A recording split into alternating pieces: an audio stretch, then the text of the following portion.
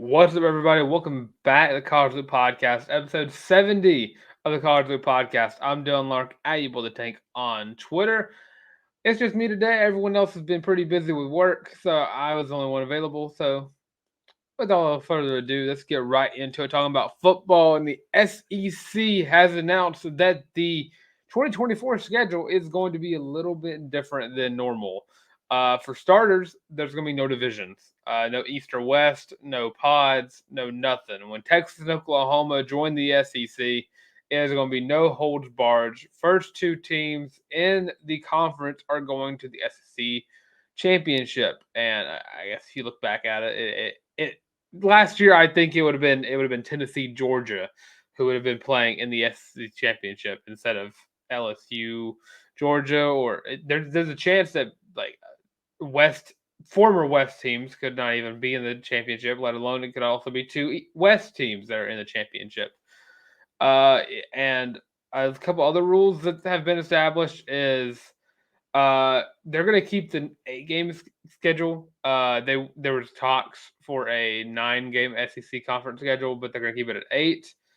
And there's been a few things I've seen everywhere where they're gonna basically force SEC teams to play at least one of the Power Five teams. And I'm gonna read it right off the SEC page. In the 1 year schedule, SEC teams will play 8 conference games plus one required opponent from the ACC, Big Ten, Big 12, Pac 12, or major independent during the 2024 season when the University of Oklahoma and the University of Texas join the league. And it also says, in addition, the SEC will eliminate divisional standings beginning in 2024. The SEC championship will feature the top 2 teams and the conference standings at the end of the regular season. The single standings format will allow every school to play every other school in a minimum of 2 times in a 4-year period, regardless of whether the SEC utilizes an 8 game or 9 game format for future conference competition. Now, we don't know what this means for the Deep South Oldest rivalry, the Iron Bowl, uh, trying to pick up rivalries that I know y'all have been talking about in the comment section, talking about Auburn, Florida, Auburn, Tennessee. Well, I guess I did pretty much just put that on the platter that Auburn and Florida, Auburn, Tennessee is going to be happening a little bit more regularly than it does, and it's going to be every 40 years. But with the big ones, I don't know how that's going to affect that. I've heard people say that it could be 3 permanent opponents, which for Auburn, it's not the best draw because it probably would be Alabama, LSU, and of course Georgia as the 3 permanent opponents for the Auburn Tigers. But as I move my mic, so yeah, there we go. Uh, yeah, I'm not. It's not something completely major. I mean, we're pretty much staying on the same like scheduling process. It's just going to be you have to have a Power Five opponent, and Auburn's no stranger to that. The last 2 seasons, or including the season as well, and I believe next season is Cal is at home. It's been happening for a while, and I guess this is the SEC trying to say that we're not scared. I know that there's been a lot of conferences out there, mainly, I believe the Big Ten has been one of the big ones about it. Talking about the SEC being scared of Power Five FBS teams, something along those lines, because SEC does have a tendency to have like cupcake games. More in November is more of where they hate that is when it's in November. Even though I think last year Michigan got to the playoffs with one of the weakest schedules in in the country. Yeah, I'm not. I'm not worried about how odd of a change it'd be because overall, I mean, no one really check the West or East standings don't really matter until like November, anyways. And I think this pretty much levels the playing field. The Big Ten has already done it with when USC and UCLA, possibly Oregon and Washington too, if from those rumors. Yeah, it just it makes it easier. You don't have to worry about going to a pod system where you have to add 3 teams to your pod, and then you have a permanent opponents. it makes it easier, and with that, you can also just have like it says, the same. You can play every other school a minimum of 2 times in a 4-year period. So if you're a huge fan of the Auburn Florida rivalry, you can get that. Auburn Tennessee, same thing. But again, I just don't know what exactly it means for the long term effects of the rivalries that Auburn fans tend to care about a little bit more, i.e., the Iron Bowl. I'm sure that's going to be a permanent game every year. Auburn, Georgia is probably the one that's probably going to be on the verge or the cusp of kind of being not swept under the rug, but more likely to not be annually. And I think this is. I'm going to keep reading this as well. During this time of change, our fans will continue to enjoy traditional rivalries and begin to see new matchups presented by the addition of 2 historically successful programs in the SEC. And that was per Greg Sankey. So possibly they are going to go forward with the Deep South Orange rivalry. I know we talked about it last episode, talking about how the possibility of them dropping that game would affect the team and affect the fan base. I can understand where people are coming from, where it's like, well, listen, Auburn's definitely Auburn has fallen behind Georgia as of late, but again, that rivalry is so streaky. There have been streaks where Auburn ran that rivalry. There's been streaks where Georgia's ran that rivalry. We just happen to be in one of those streaks right now.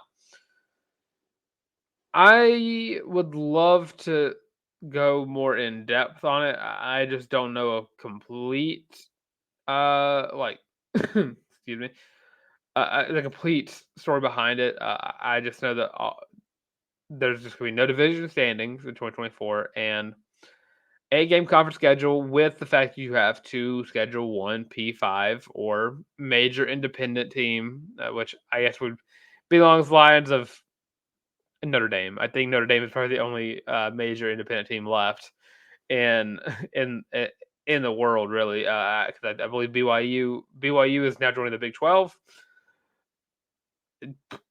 I don't know who else that leaves.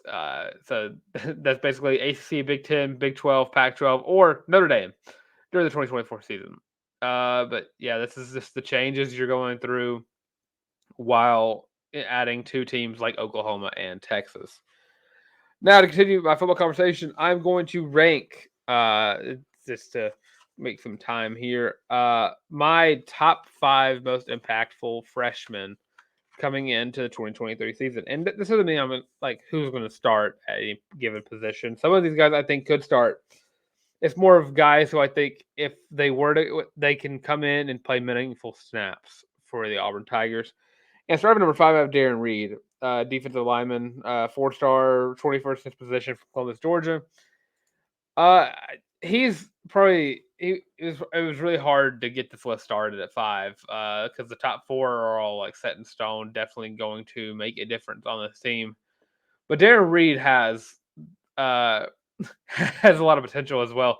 Coming in from Columbus, Georgia, definitely flipped him from LSU as well, and for a good reason. He's big, he's strong, he's agile, he's quick. He's a player that Auburn's definitely going to need in the future, especially if at 6'4", 270. I mean, you could either make him an edge rusher with that, or you can make him a linebacker as well. And God knows Auburn needs help with that linebacker core. My number 4, I'm going to go start off with Keldrick Falk. And had this list been made, and I'm pretty sure we have done this list before, a few months ago, like January, February, Keldrick Falk would have been 1 or 2 on this list. Now, I don't want to say he's fallen behind a little bit, but he's definitely with the inclusion of more edge rushers from the transfer portal. I would say he's been pushed back a little bit, but I still see a world where he's going to be on the field. And I mean, Rivals has him as a 5-star. 24/7 has him as a high 4-star. The number 10th overall player in his position. Coach Falk's really good. He is really good. He's raw talent. The coaches are going to love him a year from now when he is probably going to be the starter. But right now, he just needs a little bit more time, and that just happens with players his age. But I think when he comes in, I think he's going to show that he is that dude, and he's definitely going to play those meaningful snaps for the Tigers in 2023. At my number 3, I have Jeremiah Cobb, and this also go along the same lines as I'm not going to go too far in deep on this because I don't know all the info, I don't know all the facts, but as it stands, I do believe Jarquez Hunter is still suspended, and we don't know when that's not going to be a thing anymore. But yeah, Jeremiah Cobb, definitely talented running back, fast, speedy, agile. He's going to be a guy who Auburn can definitely not keep off the field, whether that be for kick returns, whether that be just for different formations. I think he's probably, besides Brian Battie, probably one of your fastest running backs on the field or on the team at any given time. And that's probably an argument for him to be the fastest guy at the running back position. You can't keep him off the field. He is too daggum talented from all the highlights we've seen, from all what we've heard. He's finally on campus. He wasn't on during the spring. But I definitely think that Jeremiah Cobb is going to definitely be he's definitely going to get a couple of carries this season, definitely. And I feel like he's definitely going to have over 100 or so rushing yards in his time on the field. Now to move into my number 2, I have Connor Lew. And if you've heard me talk about Connor Lew before, you know he's probably my favorite recruit from this recruiting class. Connor Lew was getting starting reps at one point. He was that dude. I always say that he is that dude.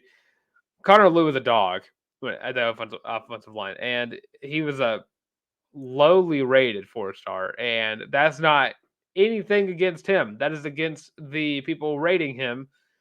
Because if they would have had center as a specific position, he would have been a 5-star, most definitely. But it's just really hard to get ratings for those positions. But Connor Lew, 33rd at his position from Ackworth, Georgia, 4-star. He can play anywhere. He's been playing at guard and he's been playing at center, which is his position by trade as center. He's going to be the starter next year when Avery Jones graduates and goes to the NFL draft. I think graduates. Probably just go to the NFL draft. He's probably already graduated from ECU. But Connor Lew, I know I say he's starting next year, but he could definitely get in. And I've watched him play. He does not look like a true freshman on the field. He does not. And me talking about him like this does not. You're probably gonna be confused by I have him at 2 because he's definitely going to be one of the better freshmen from this class. At number 1, I have Kyan Lee, and Tarr is going to love me putting Kyan Lee number 1, strictly because Kyan Lee has definitely been one of those guys who have been playing in the starting role, has been playing in the starting nickel. Kyan Lee is really good. And again, he's another flip. Flipped him from Ohio State, 4-star, number 16 overall his position from Ellenwood, Georgia. Kyan Lee has stepped in the spring and has done nothing but impress everyone from the analysts to the fans to the coaches to the players. Everyone has been impressed with how Kyan Lee has quickly stepped onto the practice field and has understood everything that has been coached up to him. He's going to be a stud. He's going to be a star. And you just got to. And the bad thing is he's a true freshman, and I don't know if he's going to get the most snaps. I think it's definitely going to be. Well, I know it for sure. It's definitely going to be DJ James, Nehemiah Pritchett, Keontae Scott, so on and so forth. But Kyan Lee is definitely going to pressure a lot of guys for plays, for minutes, for all that.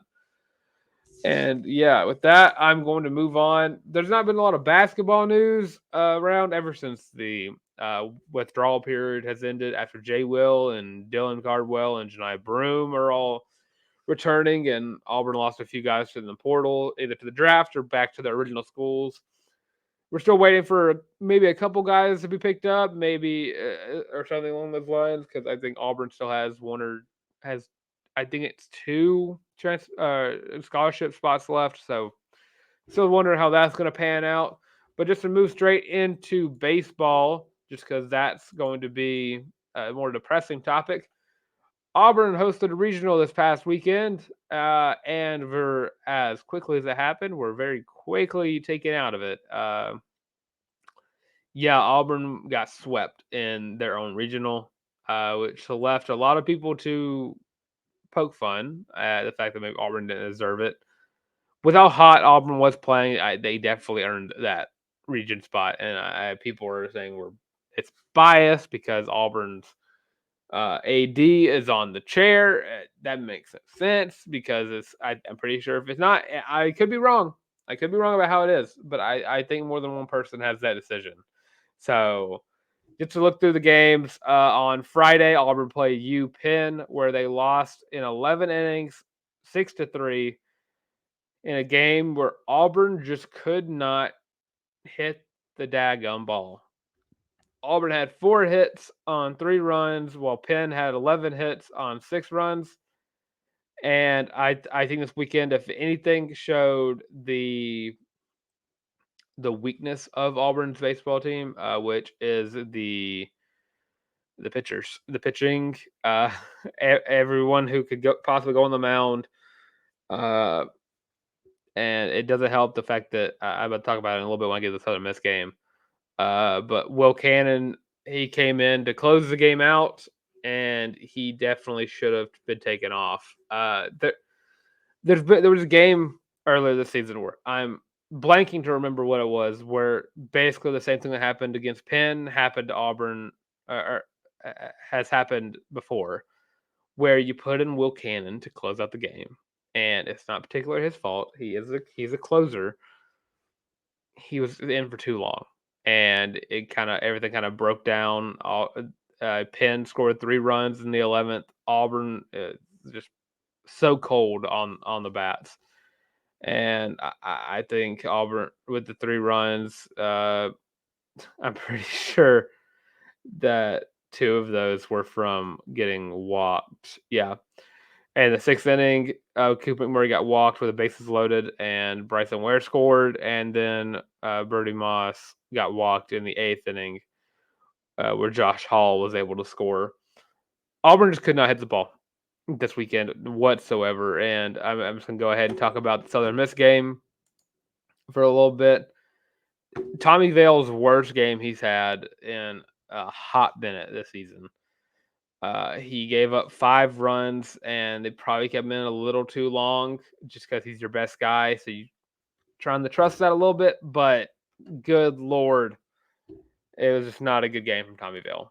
And again, just looking at the bats, Auburn got 9 hits, which was improvement. Also left 11 runners on base.